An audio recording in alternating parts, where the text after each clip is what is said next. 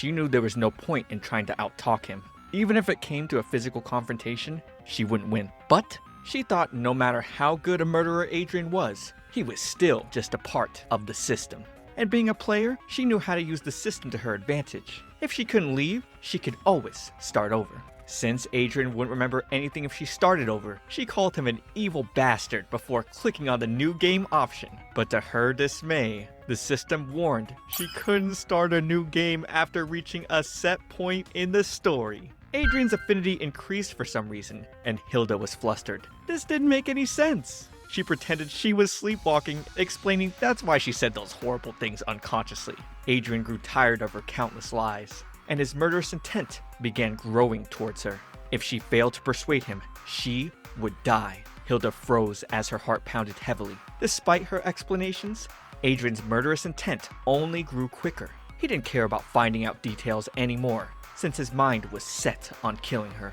Panicking, she thought of one more trick she still had. She told the young master if he kept doing this, she wouldn't be able to just stand still. Adrian froze, shocked at how she always left him speechless.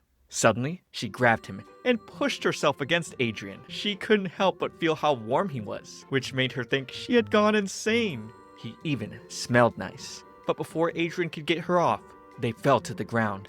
At that moment, Adrian's asthma activated, and he began wheezing heavily. Adrian's migraine activated as well, and his murderous intent began decreasing. The system notified Hilda that she had avoided imminent danger and was entering survival mode. She managed to dodge another bullet, but hadn't planned for Adrian to be in so much pain. Then, he suddenly collapsed. Soon after, he slowly recovered. Hilda sat at his bedside, apologizing and explaining she never wanted any of this to happen. She was surprised as Adrian said he wouldn't pry into why she took those items anymore, adding that, unlike some people, he didn't lie so flippantly. Still, he expected her to return the items to where she found them, and warned her not to expect this mercy again.